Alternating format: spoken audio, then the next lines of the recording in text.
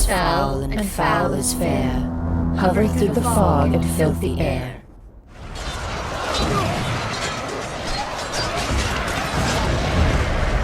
What bloody man is that? He can report, as seemeth by his plight, of the revolt, the newest state. This is the sergeant who, like a good and hardy soldier, fought 'gainst my captivity. Hail, brave friend! Say to the king the knowledge of the broil as thou didst leave it. Doubtful it stood.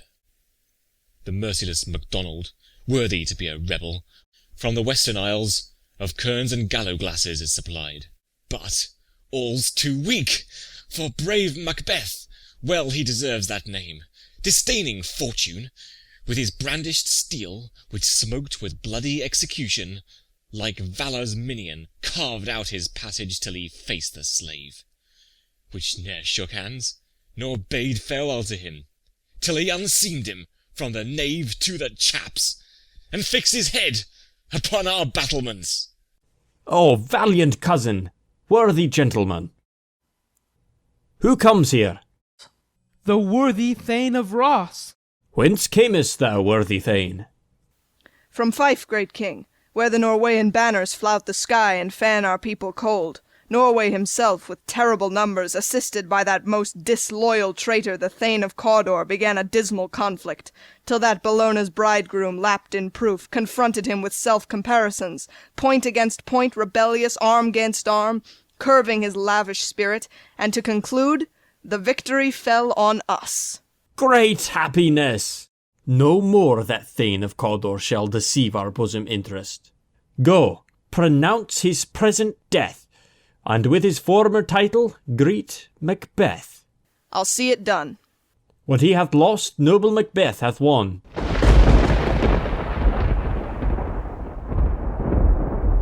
A drum, Macbeth doth come. The weird sisters, hand in hand, posters of the sea and land, thus do go about, thrice to thine, and thrice to mine, and thrice again to make up nine. Peace, the charms wound up. So foul and fair a day I have not seen. What are these, so withered and so wild in their attire, that look not like the inhabitants of the earth, and yet are on't? Live you, or are you aught that man may question? All hail Macbeth, hail to thee, Thane of Glamis. All hail Macbeth, hail to thee, Thane of Cawdor. All hail Macbeth, thou shalt be king hereafter. Good sir, why do you start and seem to fear things that do sound so fair? In the name of truth, are ye fantastical, or that indeed which outwardly ye show? My noble partner you greet with present grace and great prediction of noble having and of royal hope, that he seems rapt withal. To me you speak not. If you can look into the seeds of time, and say which grain will grow and which will not, speak them to me, who neither beg nor fear your favours nor your hate. Lesser than Macbeth, and greater. Not so happy, yet much happier. Thou shalt get kings, though thou be none. So all hail Macbeth and Banquo. Stay, you imperfect speakers. Tell me more. By Sinel's death I know I am Thane of Glamis. But how of Cawdor? The Thane of Cawdor lives, a prosperous gentleman. And to be king stands not within the prospect of belief no more than to be Cawdor. Say from whence you owe this strange intelligence, or why, upon this blasted heath, you stop our way with such prophetic greeting. Speak, I charge you!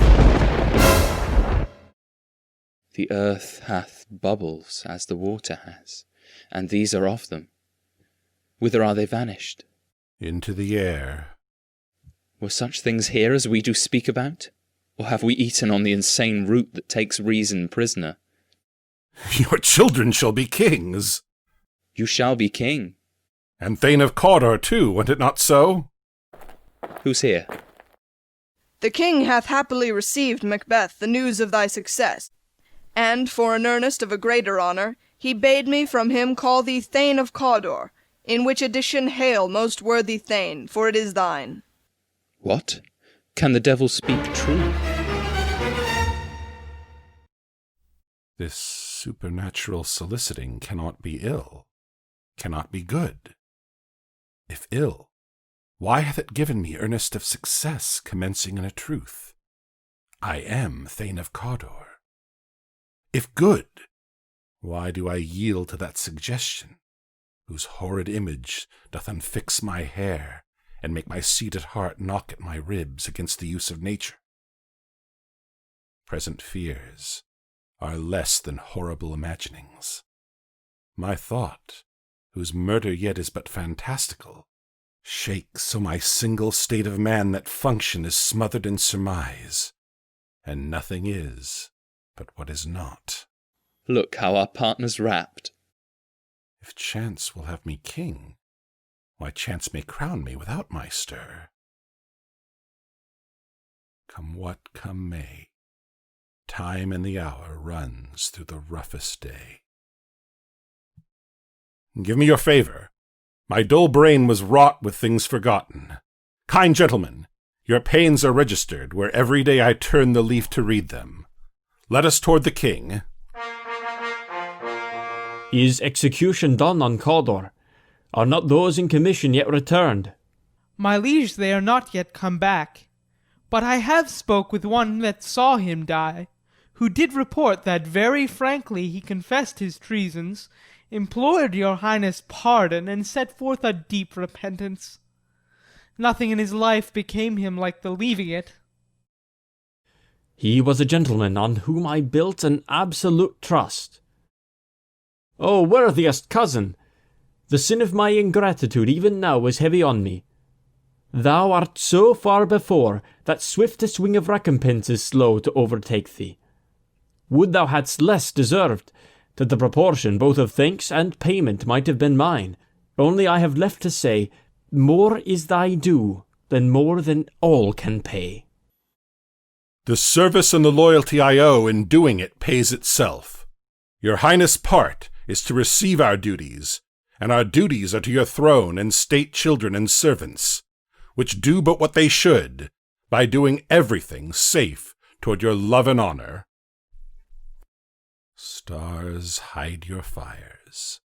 Let not light see my black and deep desires. True, worthy Banquo, he is full so valiant, and in his commendations I am fed. It is a banquet to me.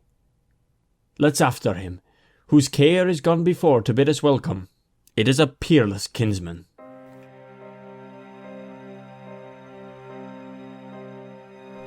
Glamis thou art, and Cawdor, and shalt be what thou art promised.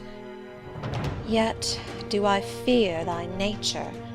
It is too full of the milk of human kindness to catch the nearest way.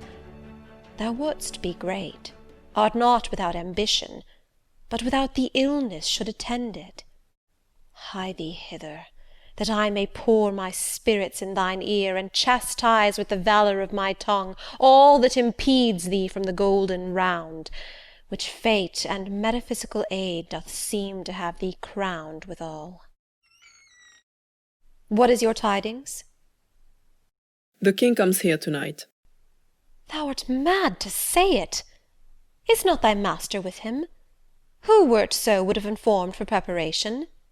So please you, it is true. Our Thane is coming.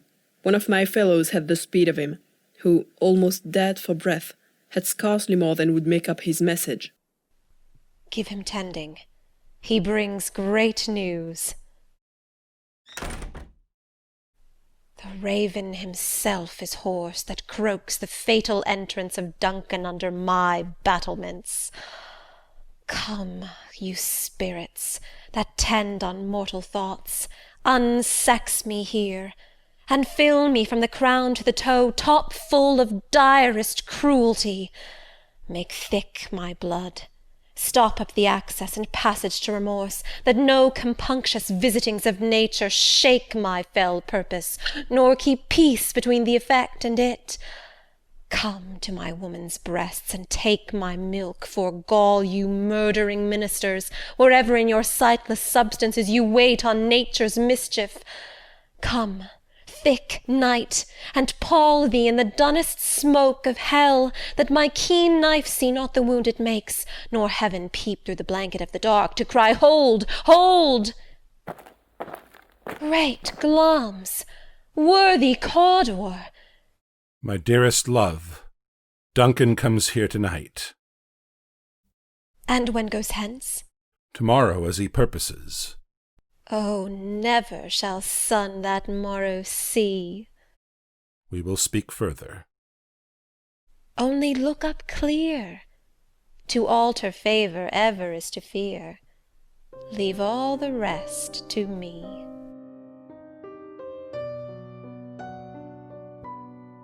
If it were done when 'tis done, then 'twere well it were done quickly. If the assassination could trammel up the consequence, and catch with his surcease success, that but this blow might be the be-all and the end-all. Here, but here, upon this bank and shoal of time, we'd jump the life to come. But in these cases, we still have judgment here, that we but teach bloody instructions, which, being taught, return to plague the inventor. This even-handed justice commends the ingredients of our poison chalice to our own lips. He's here in double trust. First, as I am his kinsman and his subject, strong both against the deed, and as his host, who should against his murderers shut the door, not bear the knife myself. Besides, this Duncan hath borne his faculties so meek, hath been so clear in his great office, that his virtues will plead like angels, trumpet-tongued against the deep damnation of his taking off. And pity, like a naked newborn babe striding the blast, or heaven's cherubim, horsed upon the sightless couriers of the air, shall blow the horrid deed in every eye, that tears shall drown the wind. I have no spur to prick the sides of my intent, but only vaulting ambition which o'erleaps itself, and falls on the other. How now? What news? He has almost supped. Why have you left the chamber? We will proceed no further in this business. He hath honoured me of late, and I have bought golden opinions from all sorts of people, which will be worn now in their newest gloss, not cast aside so soon. Was the hope drunk wherein you dressed yourself? Hath it slept since? And wakes it now to look so green and pale at what it did so freely? From this time such I account thy love. Art thou afeard to be the same in thine own act and valour as thou art in desire? Wouldst thou have that which thou esteem'st the ornament of life, and live a coward in thine own esteem, letting I dare not wait upon I would, like the poor cat to the adage? Prithee, peace! I dare do all that may become a man. Who dares do more is none. What beast wast then that made you break this enterprise to me? When you durst do it, then you were a man, and to be more than what you were, you would be so much more the man. Nor time nor place did then adhere, and yet you would make both. They have made themselves, and that their fitness now doth unmake you. I have given suck, and know how tender 'tis to love the babe that milks me. I would, while it was smiling in my face, have plucked my nipple from his boneless gums, and dashed the brains out, had I so sworn as you have done to this. If we should fail? But screw your courage to the sticking place, and will not fail. When Duncan is asleep, whereto the rather shall his day's hard journey soundly invite him, his 2 chamberlains will I with wine and wassail so convince, that memory, the water of the brain, shall be a fume, and the receipt of reason a limbeck only. When in swinish sleep their drenched natures lie as in a death, what cannot you and I perform upon the unguarded Duncan? What not put upon his spongy officers, who shall bear the guilt of our great quell? Bring forth men children only, for thy undaunted mettle should compose nothing but males. Will it not be received when we have marked with blood those sleepy two of his own chamber, and used the very daggers that they have done't? Who dares receive it other, as we shall make our griefs and clamour roar upon his death? I am settled, and bend up each corporal agent to this terrible feat. Away, and mock the time with fairest show. False face must hide what the false heart doth know.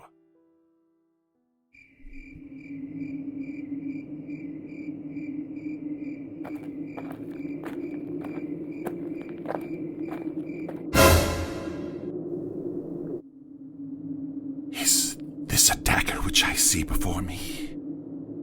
The handle toward my hand. Come, let me clutch thee.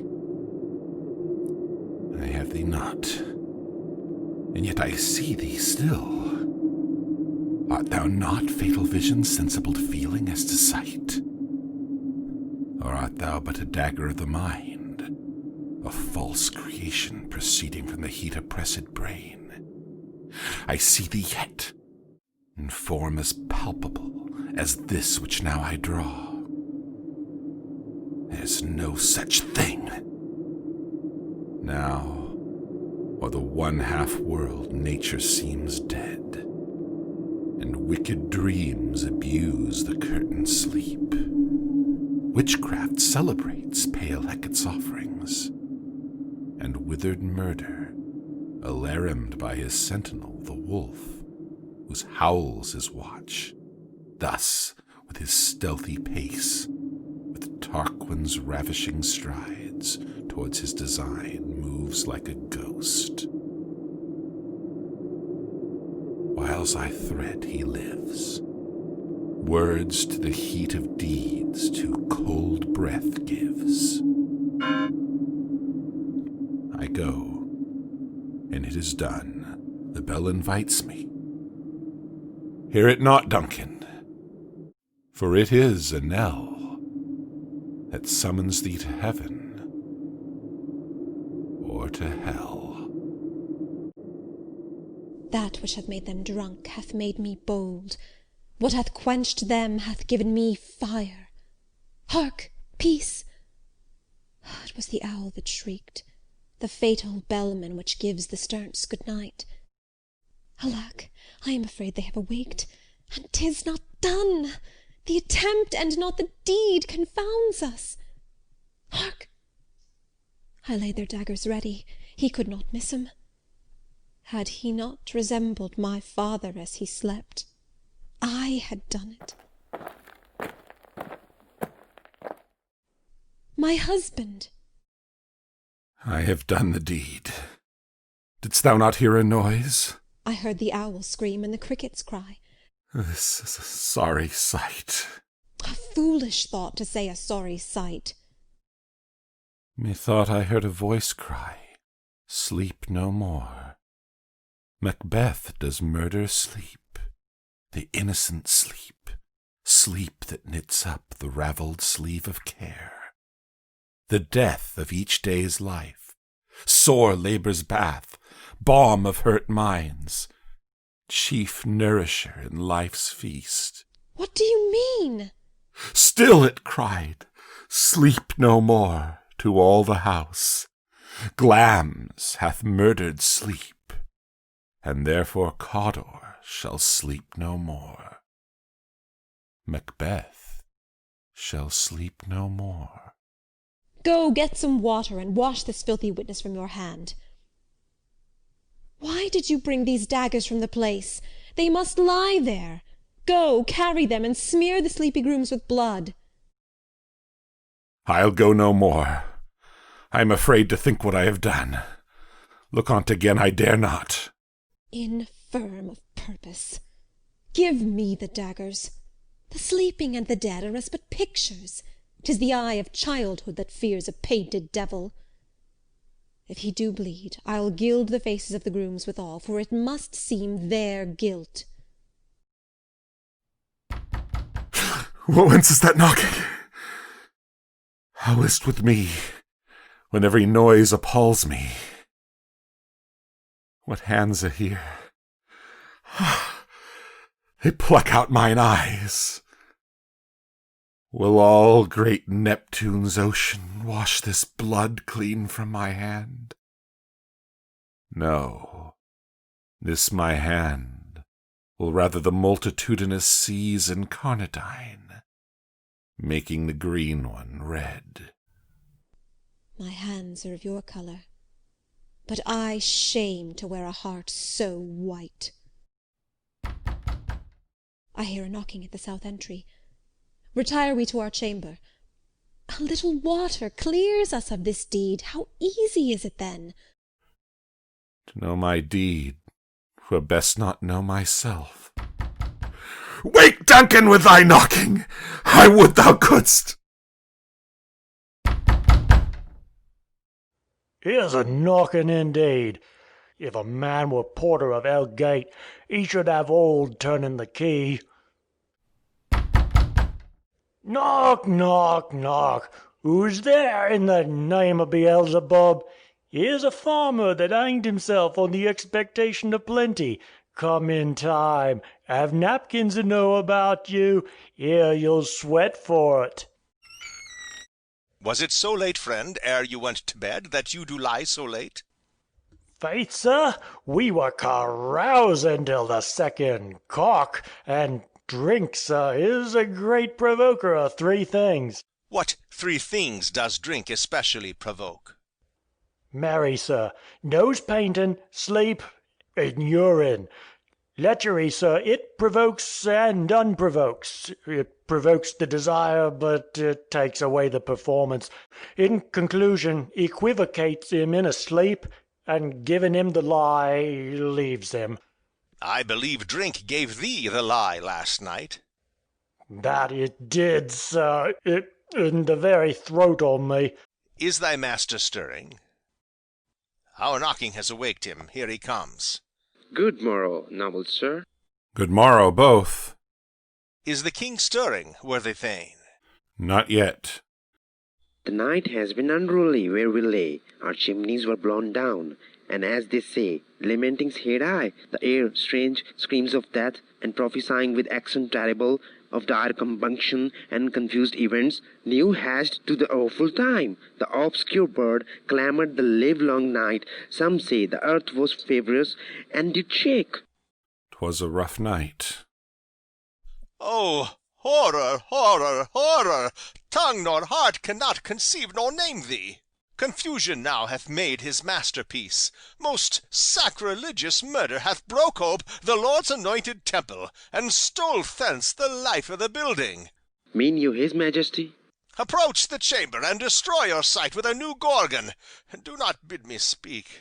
See, and then speak yourselves. Awake! Awake! Ring the alarum bell! Murder and treason! Banquo and Donalbain! Malcolm, awake! Shake off this drowsy sleep, death's counterfeit, and look on death itself.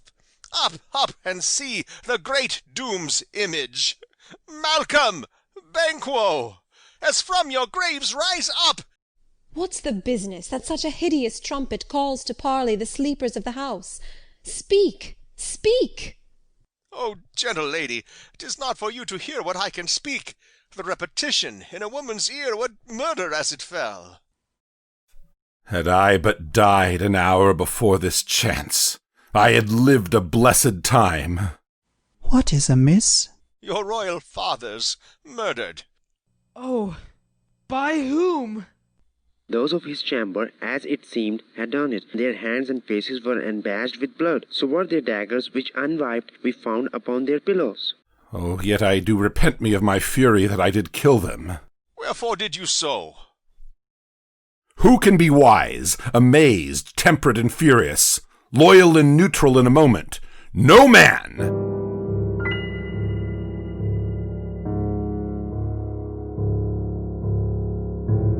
Why do we hold our tongues that most may claim this argument for ours? What should be spoken here, where our fate hid in an auger hole may rush and seize us? Let's away, our tears are not yet brewed. What will you do? Let's not consort with them. To show an unfelt sorrow is an office which the false man does easy. I'll to England. To Ireland, aye.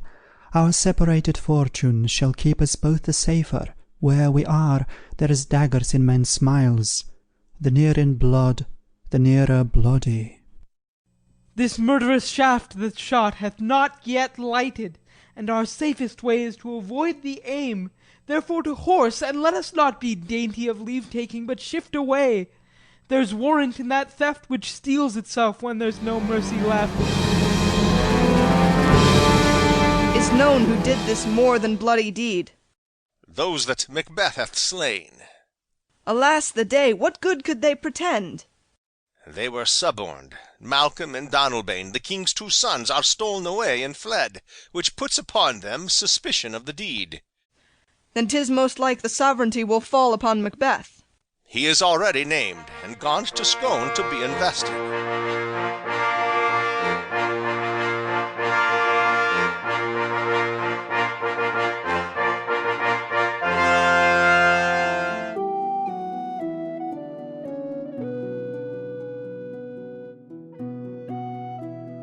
Thou hast it now, King, Cawdor, Glamis, all as the weird women promised, and I fear thou playedst most foully for't. Yet it was said it should not stand in thy posterity, but that myself should be the root and father of many kings. If there come truth from them, as upon thee, Macbeth, their speeches shine, why, by the verities on thee made good, may they not be my oracles as well, and set me up in hope? But hush, no more.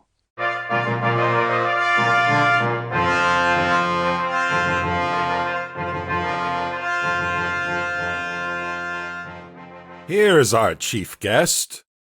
If he had been forgotten, it had been as a gap in our great feast, and all thing unbecoming. Tonight we hold a solemn supper, sir, and I'll request your presence. Let your highness command upon me, to the which my duties are with the most indissoluble tie for ever knit. Ride you this afternoon? Ay, my good lord.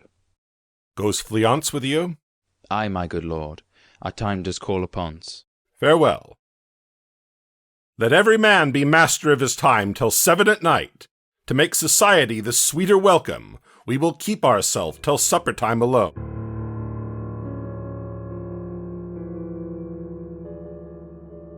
To be thus is nothing, but to be safely thus. Our fears in Banquo stick deep, and in his royalty of nature reigns that which would be feared. 'Tis much he dares, and to that dauntless temper of his mind he hath a wisdom that doth guide his valour to act in safety. There is none but he whose being I do fear, and under him my genius is rebuked, as it is said Mark Antony's was by Caesar. He chid the sisters when first they put the name of king upon me, and bade them speak to him. Then, prophet-like, they hailed him father to a line of kings. Upon my head they placed a fruitless crown, and put a barren sceptre in my grip, thence to be wrenched with an unlineal hand, no son of mine succeeding. If be so, for Banquo's issue have I filled my mind. For them the gracious Duncan have I murdered, put rancors in the vessel of my peace only for them, and mine eternal jewel given to the common enemy of man to make them kings, the seeds of Banquo kings. Rather than so, come fate into the list, and champion me the utterance. Well then now, have you considered of my speeches? I am one, my liege, whom the vile blows and buffets of the world have so incensed that I am reckless what I do to spite the world. And I another, so weary with disasters, tugged with fortune, that I would set my life on any chance to mend it or be rid on't. Both of you know Banquo was your enemy? True, my lord. So is he mine, and in such bloody distance that every minute of his being thrust against my nearest of life. and though I could with barefaced power sweep him from my sight, and bid my will avouch it, yet I must not, for certain friends that are both his and mine, whose loves I may not drop, but wail his fall who I myself struck down. And thence it is that I to your assistance do make love, masking the business from the common eye for sundry weighty reasons. We shall, my lord, perform what you command us. Though our lives... Your spirits shine through you. Within this hour at most I will advise you where to plant yourselves. Acquaint you with a perfect spy of the time, the moment on't, for it must be done tonight. Fleance his son that keeps him company, whose absence is no less material to me than is his father's, must embrace the fate of that dark hour. Resolve yourselves apart. I'll come to you anon.